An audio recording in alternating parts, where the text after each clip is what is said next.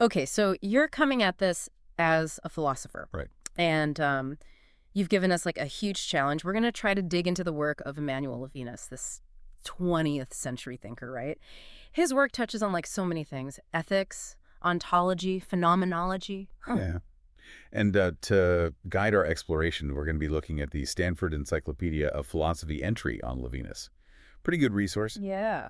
So our mission is to really pull out, I think, what's at the core of his thought. I think especially, for a philosopher, his move to establish ethics as like the first philosophy Right. and his focus on the encounter with the other person. Right. And I think for us, the goal isn't just to define a bunch of philosophical terms, Right. but to really try to get at what was motivating his ideas and the evolution of his thinking and like how he sort of was arguing with all the other big time thinkers Exactly. of his time. Okay, so let's start with, first philosophy. Right. This is a big, like a shift from tradition. Yeah. Traditionally, like, first philosophy belonged to metaphysics. Hmm. Even Heidegger, whose influence on Levinas is just undeniable. Right. Right? Redefine first philosophy as fundamental ontology, Right. the study of being itself. Right. Levinas, however, kind of flips that on its head, and he says that ethics holds this, like, primary position. Oh, wow. So instead of asking, like, what is being or what's the ultimate nature of reality, Right. the most fundamental question we should be asking is like, how do we relate to each other? Yeah.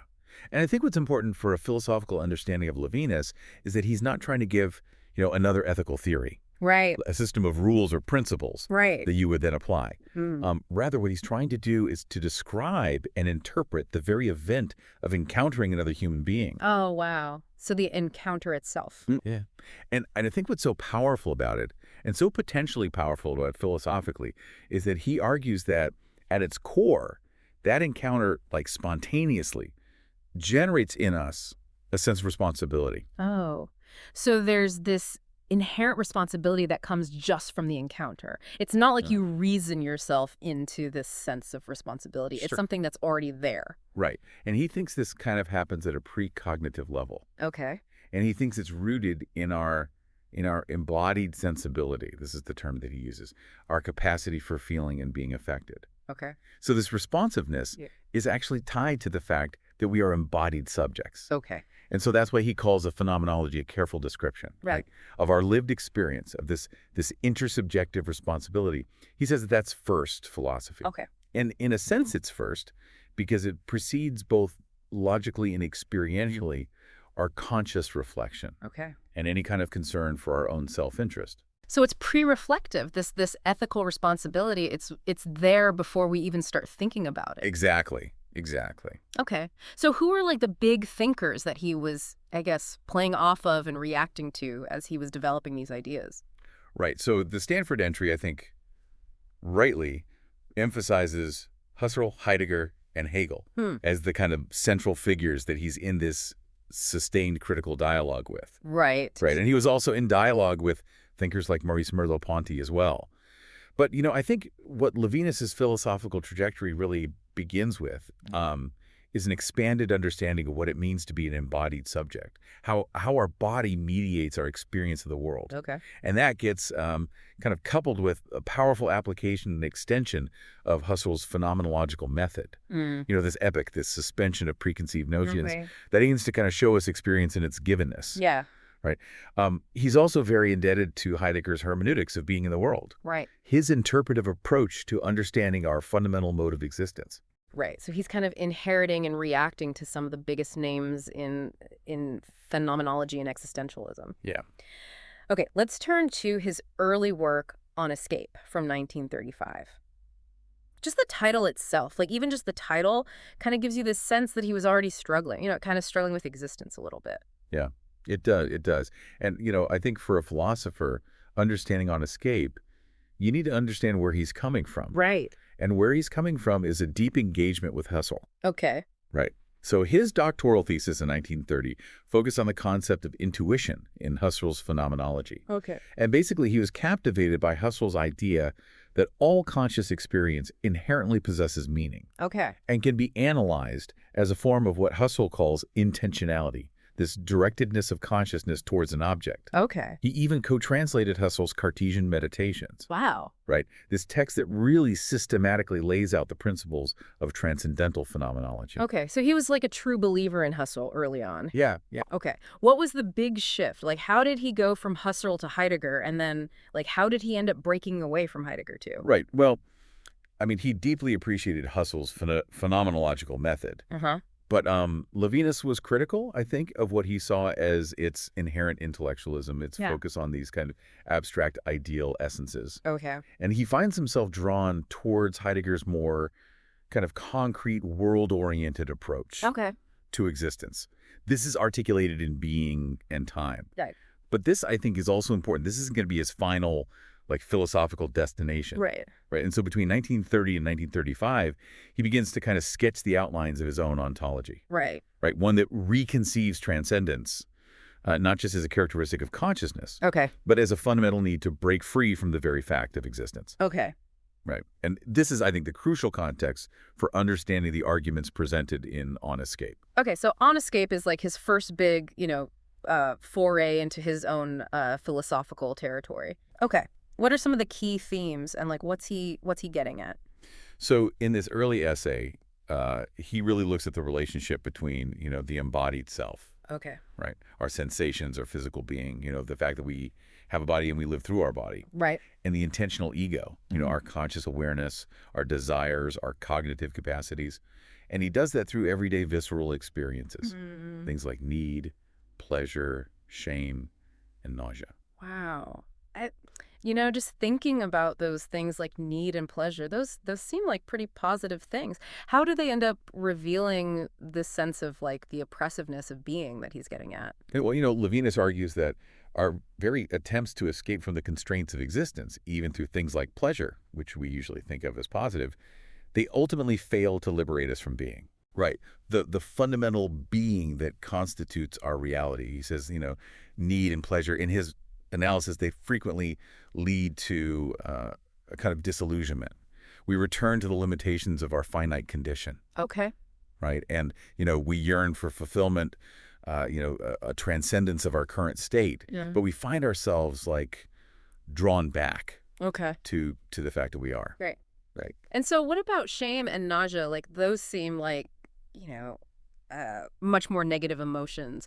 How do those contribute to the feeling that being itself is oppressive? Yeah. So for Levinas, shame and nausea, I think, are interesting. They reveal the embodied self as trapped, Okay. right, by the sheer weight of its own existence. No. And we're desperately seeking a means of, like, escape. Oh, wow. Right. Think about nausea. Nausea is like a fundamental rejection, Right. right? That comes from the very core of our being. Shame, similarly, can induce an intense and uncomfortable self-awareness. You feel confined, exposed within your own skin. And these experiences, in Levinas's view, I think they highlight the fact that we're inextricably bound to ourselves, Right. to our own being. Right. Yeah. So he acknowledges Heidegger's concept of thrownness, Right. right? Being thrown into the world. But how does he sort of depart from Heidegger's thinking about how we relate to thrownness? Right. So he does acknowledge this important insight of Heidegger's, that we're thrown into this world, Right. an existence that we find ourselves in without our consent, without cognitive control. But he departs from Heidegger's contention that we primarily flee this thrownness through immersion in social activity Okay. and distractions. And while he was interested in Heidegger's notion of stepping over to that movement beyond our immediate situation, Right. he's more fundamentally concerned with what we are attempting to step over to. Right. And from what? Right. What is that fundamental condition Yeah. from which we're seeking to escape? Right. Right. And he draws a sharp contrast, I think, between Heidegger's emphasis on anxiety as the primary mode of revealing being Right. and his own focus on the disappointments and limitations that inevitably follow from, these attempts at transcendence through the pursuit of need and pleasure. Okay. Right. So this brings us back to this idea of escape. Yeah. So is the point that it's impossible to escape from being? Well, I mean, in a sense, yes, but he reevaluates this concept of need that we Yeah. talked about earlier. He says it's not just an absence or privation. It's not just that I need something, Okay. right? It's a kind of like fullness, a fundamental fullness, the very grounded energy of our existence, Okay. right? This inherent need for something other than ourselves, this drive to transcend. I think he sees this as a positive force, Okay. right? He even goes so far as to critique those civilizations that passively accept being with its inherent tragic despair. He calls them barbarian. Right. And I think the question that he's left with at the end of On Escape, and that will really propel his subsequent philosophical inquiries, is how can we adequately and philosophically think about this need, this very sensuous and embodied need, to transcend the very nature of being? Okay, so that question's obviously going to lead him into his later work. Yes. Okay.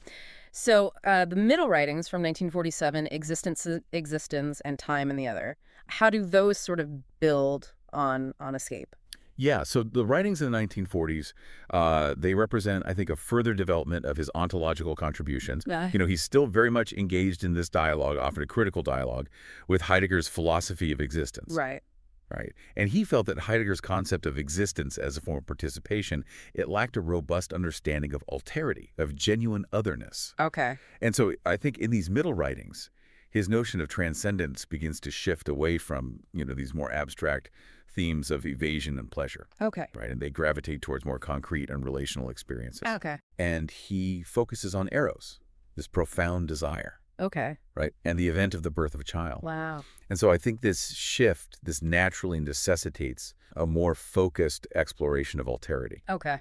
Right. And it's now often understood through the figure of the feminine other. Okay, so in the middle writings, it's becoming more relational, less just the self struggling with being. Yeah. Yeah. In a very significant way. So Yeah. in both existence and time and the other, he kind of introduces this duality within being itself. Okay.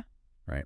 And it's this interplay between light and the kind of dark indeterminacy. Yeah. It's as if being itself is fractured between, this illuminated realm of visibility where we can perceive and constitute objects, Right. and then this shadowy kind of chaotic realm that we experience in things like insomnia. Right. Right.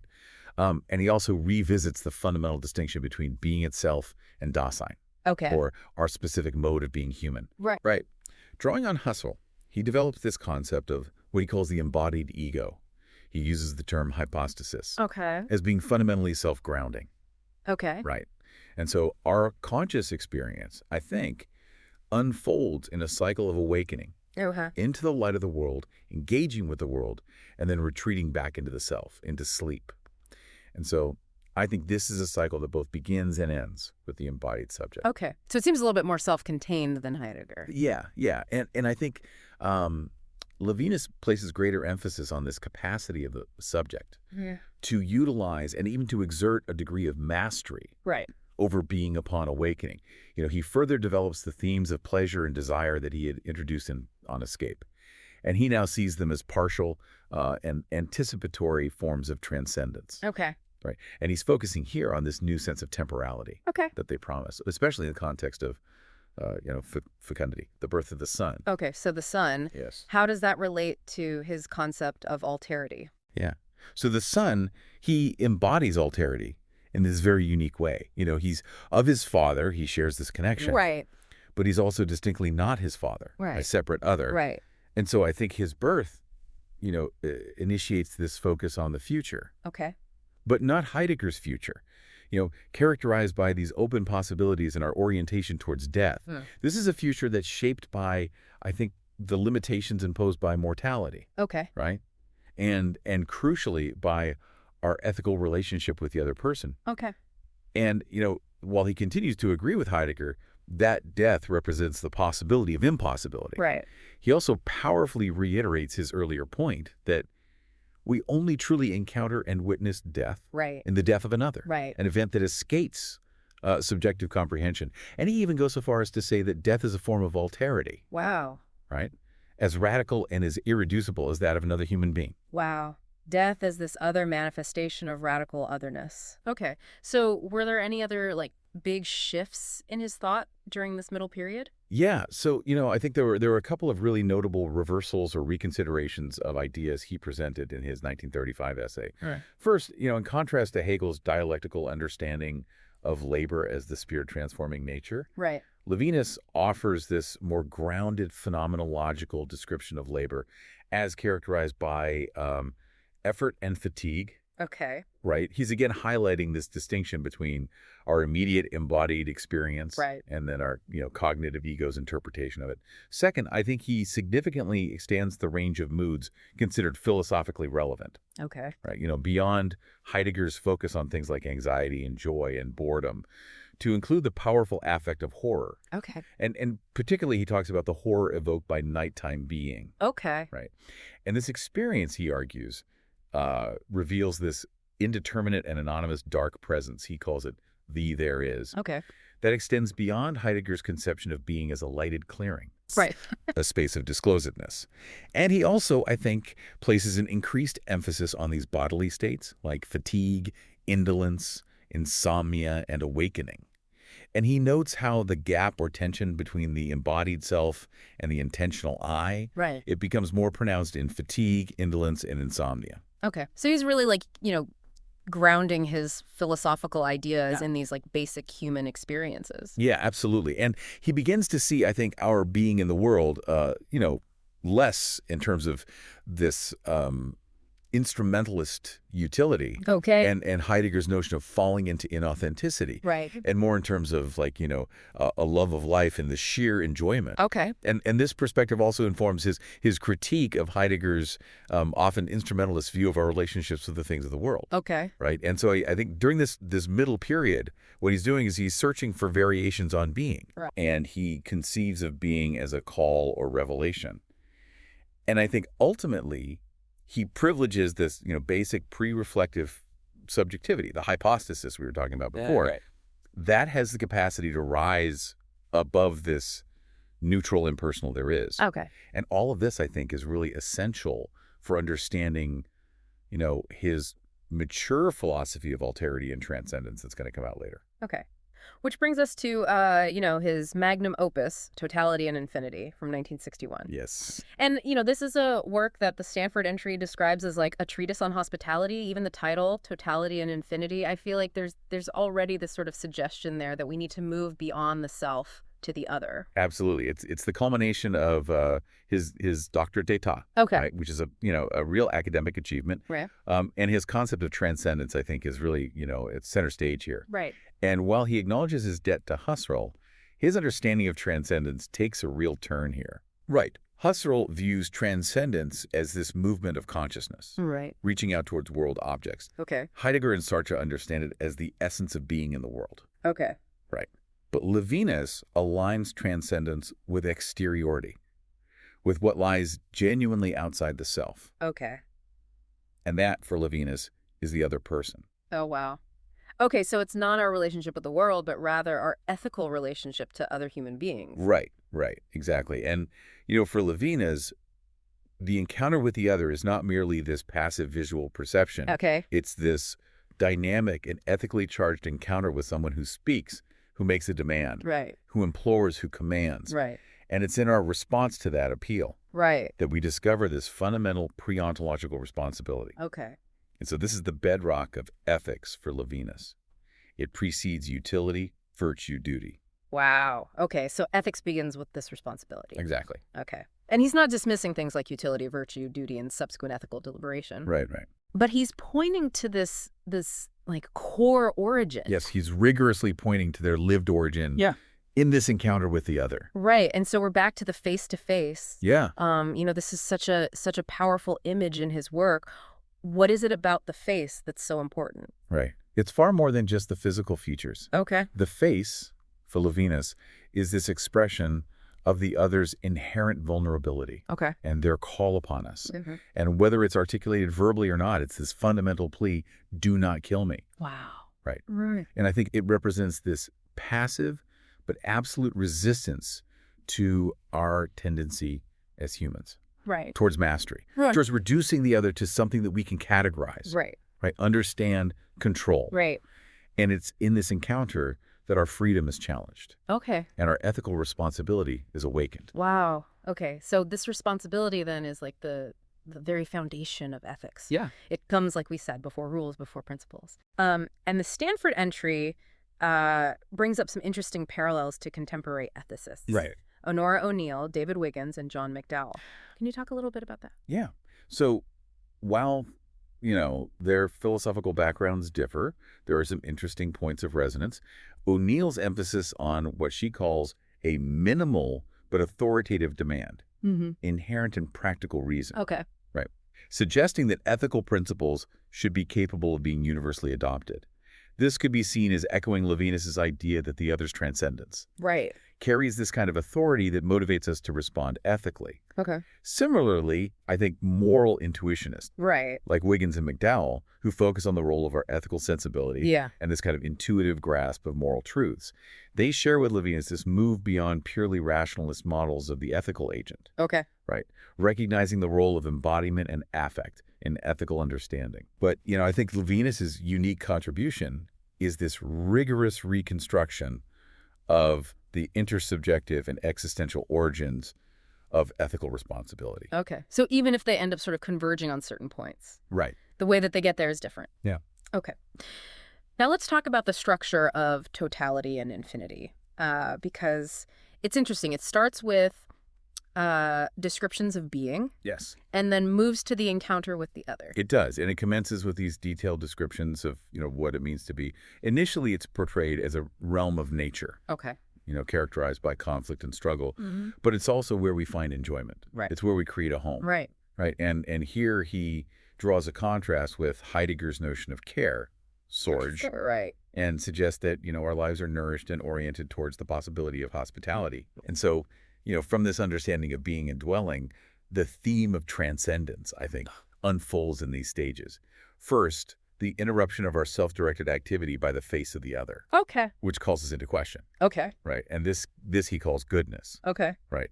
Second, the opening of dialogue, which Mhm. expands this relationship Right. into the social sphere. Mm. And then finally, I think the way social life, even in its more complex mediated forms, it retains a trace of this original encounter. Okay, so dialogue's like the next step Yeah. after that initial encounter. Absolutely. And he sees intersubjective dialogue, conversation, teaching, discourse Right. as essential for expanding this social relationship that begins in this ethical encounter. Okay. And it's interesting, in Totality and Infinity, he doesn't really focus on objective time or grand historical narratives. Mm. In fact, his initial perspective on history is actually quite pessimistic, Okay. right? He views history as a stage for violence and power So it's a pretty bleak picture. Yeah. of the historical process. Okay. So this commentator, Morgan, makes the point that Levinas's conception of ethical intersubjectivity is anti-naturalistic, Right. right? If we're understanding naturalism as, sort of tied to ego and self-interest. Right.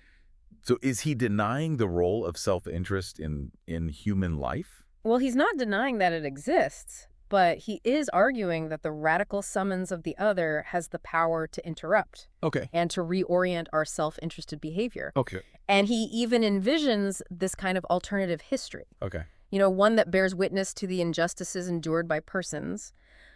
A history that's not necessarily in official chronicles, but that keeps alive, I think, this discussion of human sensibility as invested by ethical responsibility. Right. And he famously writes that when man truly approaches the other, he is uprooted from history. So we're moving beyond historical time. Yeah. And so he offers this understanding of temporality, and he distinguishes between, I think, 3 different levels of time. First, Yeah. formal historicist time, Yeah. objective time. Second, this Husserlian notion of the flow of immanent consciousness, Right. right? Our subjective experience of duration. And then third, this more episodic and effectively charged form of time that's characterized by interruption. Okay. And this is the time of the ethical encounter with the other. Okay. And so this interruption of our consciousness by the other, I think, is what he aligns with transcendence, Okay. right? And in contrast to Heidegger, right, who sees Desine as this ongoing transcendence toward the world, Right. right? Levinas sees this very specific act of interruption. Okay. Right? It's not an ontological event in Heidegger's sense. Okay. It's not merely historical, but rather it's the event on which ethical intersubjectivity is established. Okay. So does this interruption leave like a trace on us? Yeah. I think he would say it does leave a trace within us, this kind of like pre-conscious motivation to bear witness to the suffering and vulnerability of the other. It's like this fundamental ethical responsibility that lingers beneath the surface of our awareness, Okay. Right.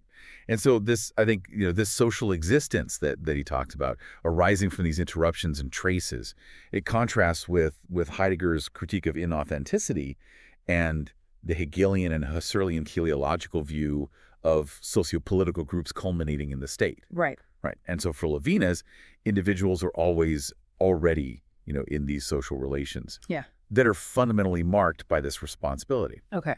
that stems from this original impact of the other's expression. Right. And we said earlier that that impact resists, like, conceptualization. Yeah. So how does he account for the fact that so much of human life is driven by, our self-interest? Yeah.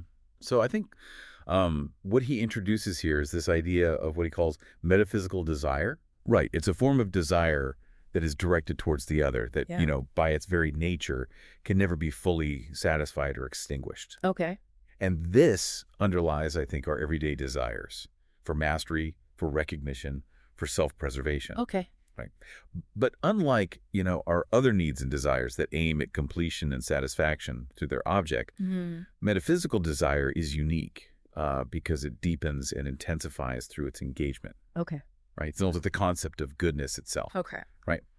And I think this underlying current of metaphysical desire, it comes to the forefront at the moments when our will to mastery falters Okay. or is challenged in the face-to-face encounter. Right. Right. All right, so, the other's face, in its undeniable vulnerability, it's this command, do not kill me. Right. And it's this opposition to our desire for sovereignty and control. Right. And he uses those figures. Yeah. The widow, the orphan, the stranger. Yeah. And these are obviously figures from the Bible. But he's sort of using them, I guess, in a more general sense, right, to talk about vulnerability. Yeah.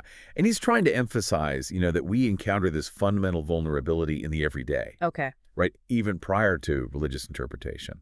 Mm-hmm. And so this summons that's emanating from the face of the other.